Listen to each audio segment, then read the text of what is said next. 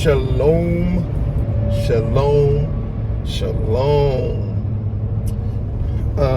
I definitely want to pick up where I left off, talking about our salvation and the work of our King, and the work that our King has commanded us. And so in the previous video, if you all have checked that out, if you haven't, make sure you do, we introduce the Hebraic, which is the true. It's the Hebraic concept is the true concept. All right, so like a Greek concept is not the true concept. People say, well, based on the Greeks had a concept, well, the Greeks didn't write the Bible. And based on the English word and the English definition, the English didn't write the Bible either. So the English didn't write the Bible, the Romans didn't write the Bible, the Greeks did not write the Bible.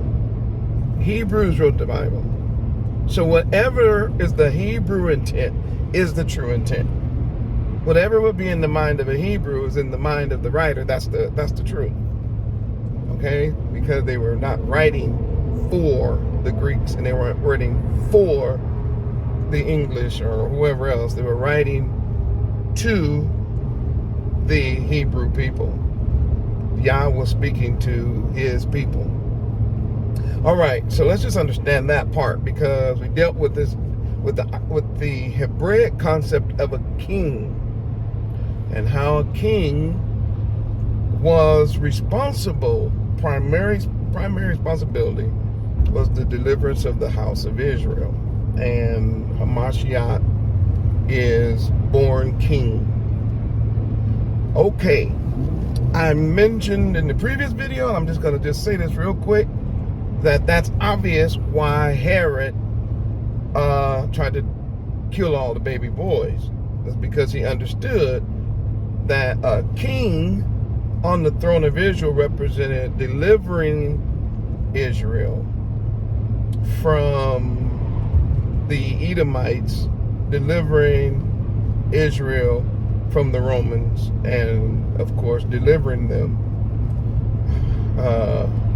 unto Abaya for shalom.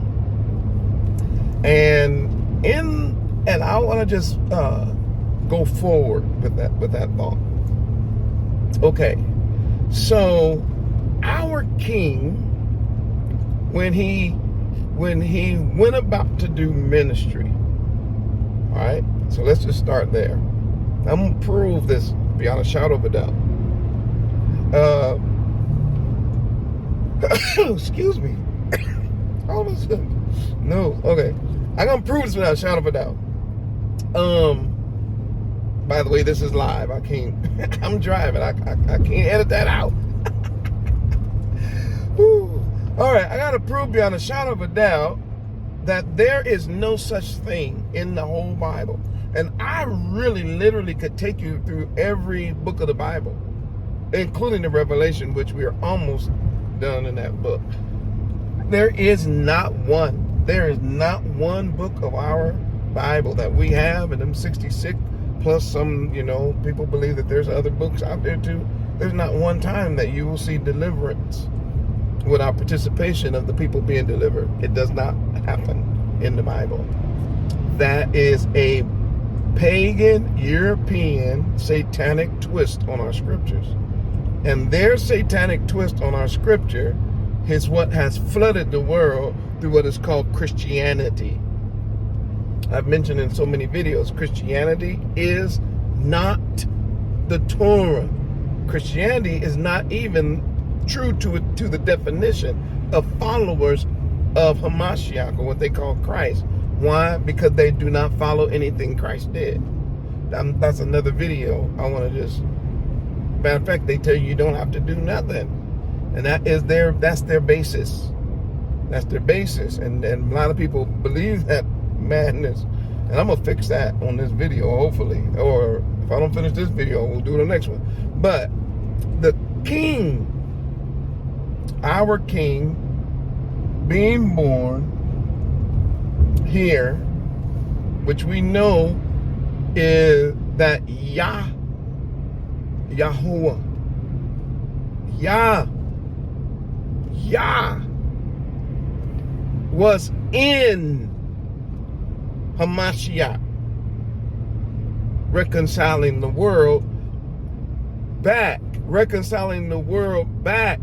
to himself. Yah was reconciling the world to himself through Hamashiach. So when we see Hamashiach, we see the visible image of the invisible Yah. Remember, Yah is the one who is has a special relationship with the house of Israel, and it is the house of Israel that has gone away from Yah. And so it is Yah who then initiates the reconciliation between himself and Israel.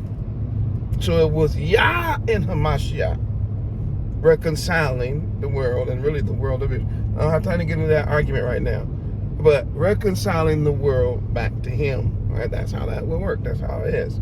So when Hamashiach was here, we had the presence of Yah among us. And I want you to see this. This is very important, because we're gonna hit this doctrine real quick. I'm already at 6 minutes. Wow. We're gonna hit this doctrine and show you the fallacy of it. If there is no works on our part at all, now remember, I'm telling you, just for the sake of these videos, you gotta pull off those doctrinal glasses. You gotta pull off those dogmas. You gotta get rid of all of them, those Sunday school lessons and all that, and just try to listen. And I know most of you are gonna have a knee-jerk reaction. Don't do it. Just sit there for a moment and listen. Then study what I'm telling you, and you're gonna see it's true. So that's Yah in Hamashiach, who is our King. And this is what everybody knew. I want you to understand that. They knew that the prophets prophesied that Yah himself would dwell among his people. And they also knew that when Yah dwelt among his people, that he would deliver his people from who? From the enemies, which are also people. From the adversaries against his people. So they already knew that. That wasn't something that the Israelites was trying to figure out. They knew that part. So when Hamashiach was here, listen, after he was confirmed by John the Baptist, the baptizer, Yahakanah, he was tempted in the wilderness and was completely 100% successful.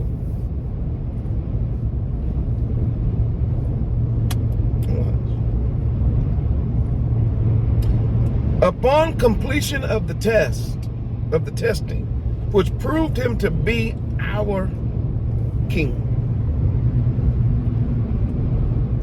the first order of business for the king was he called disciples.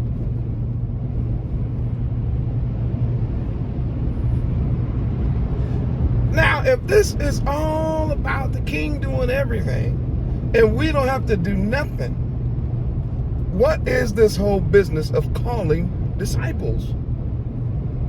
To do what? This thing is about, imagine the mindset of the so-called Christian and how it is never going to fit the Bible. It won't fit. I used to be a Christian. I was a Christian pastor for a long time. Y'all woke me up about 12 years ago, 13 years ago, and I've been hollering this truth ever since, trying to save people out of that madness that's being taught that there is nothing you can do. That does not line up with scripture at all. As a matter of fact, it's just the opposite. Let's prove it. All right. So Hamashiach calls disciples. He calls disciples. What do you think he called these disciples for? He called these disciples to work.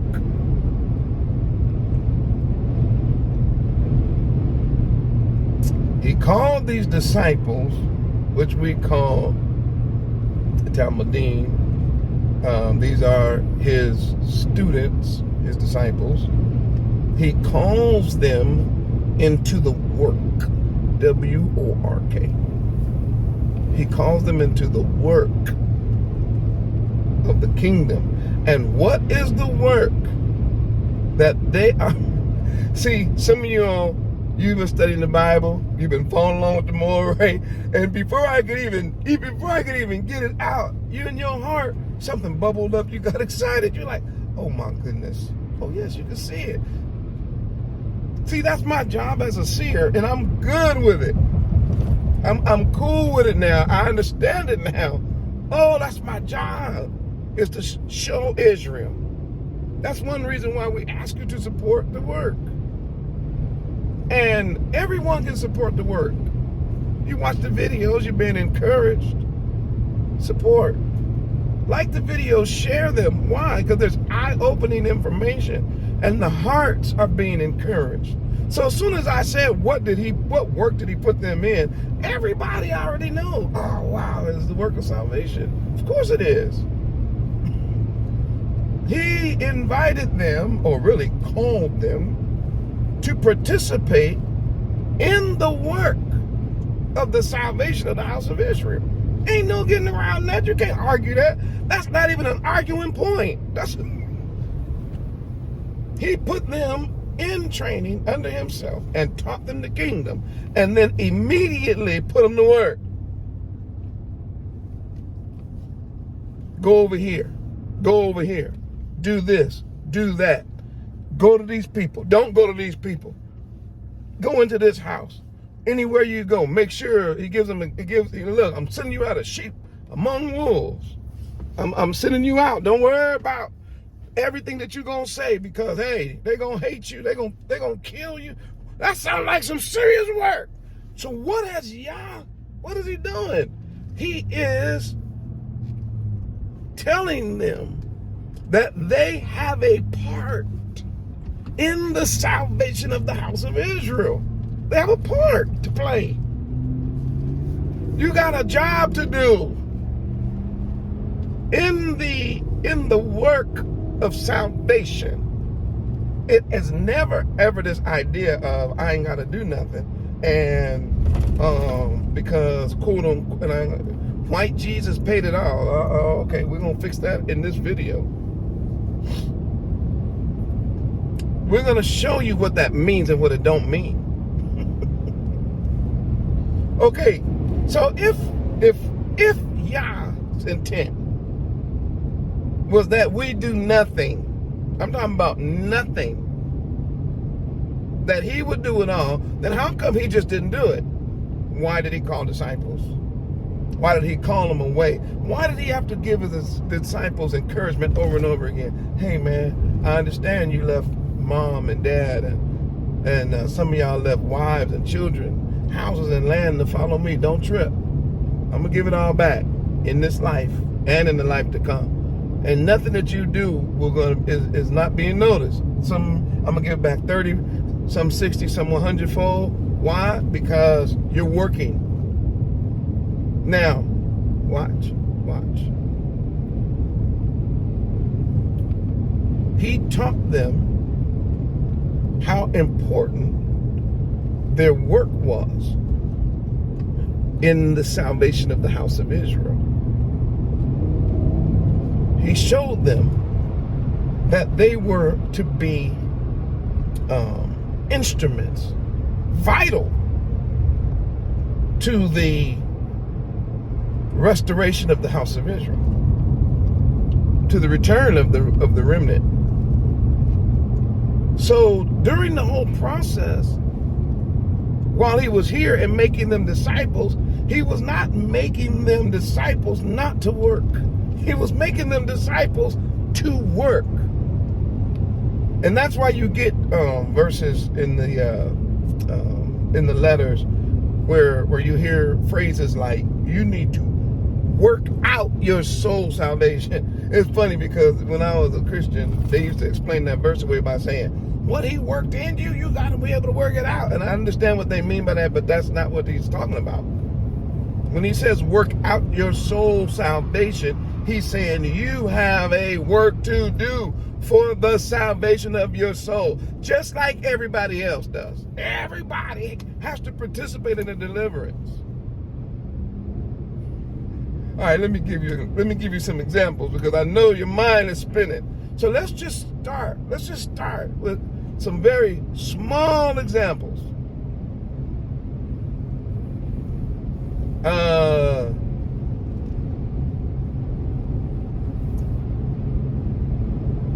Let's take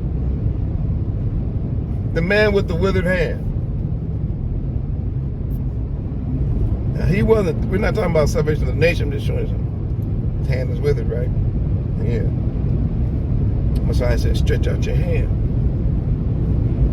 And what if he'd have said, no, that's a work. I don't have to do that. I'm going to leave my hand right here. It would have never got straightened out.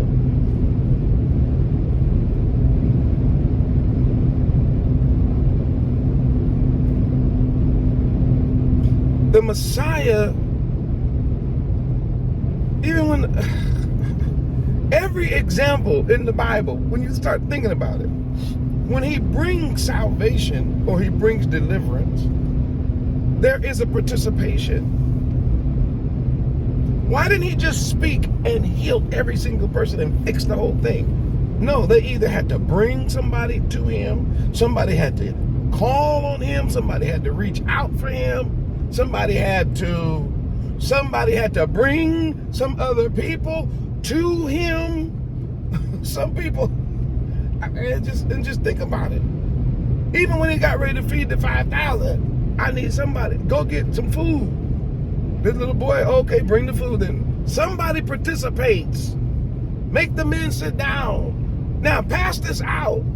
So there's always, and I'm not even dealing now with national deliverance. It just popped in my mind while I was talking, and I was reminded that even when it came to our deliverance, it was a participation on our part, even in the small things. The woman with the issue of blood, she said within herself, if I can just touch. So what did she do? She had to press through the crowd. So how come she just didn't pray? Why she just didn't say, oh, I just believe it? No, she was like, I know if I can press through the crowd. So she had to put forth effort to get to them seats.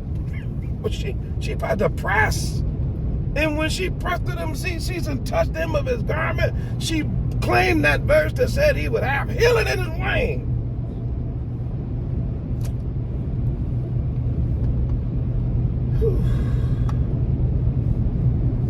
There's a participation on the behalf of the people being delivered every single time. You're going to see it. A centurion soldier came all the way to Hamashiach. Why? Not for himself, for a servant.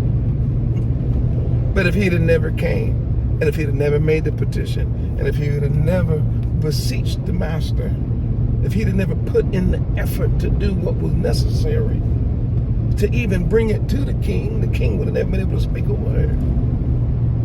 So I'll get to that again, but I just want you to see something. The idea that the delivered people have no responsibility in their deliverance, they have no requirement or responsibility, is not a biblical teaching. It is a satanic doctrinal teaching that comes out of Europe and not from the Bible.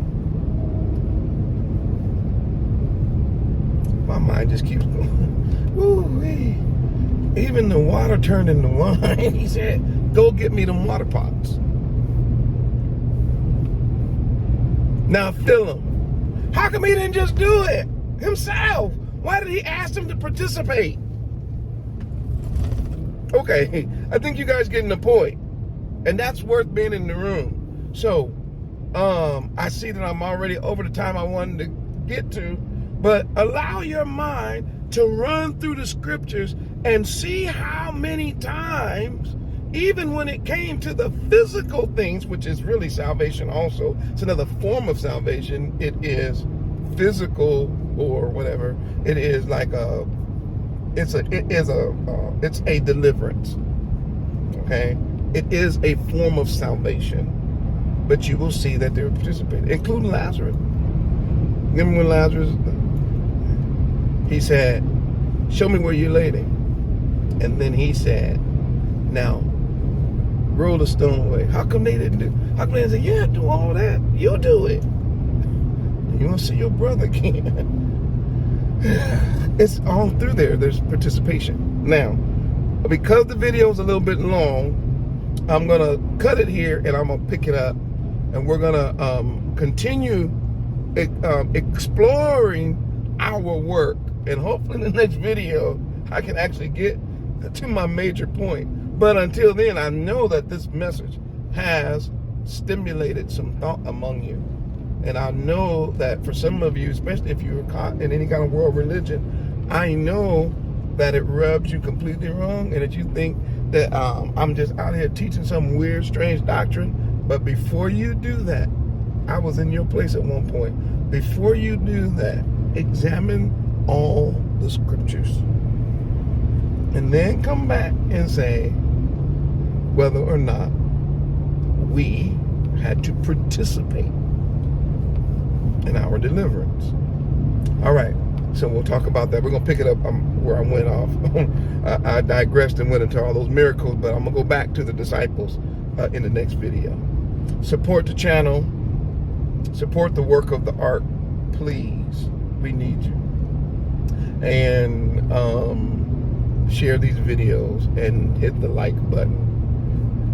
Abayah's blessings upon you and yours as he wakes up the house of Jacob. We got work to do.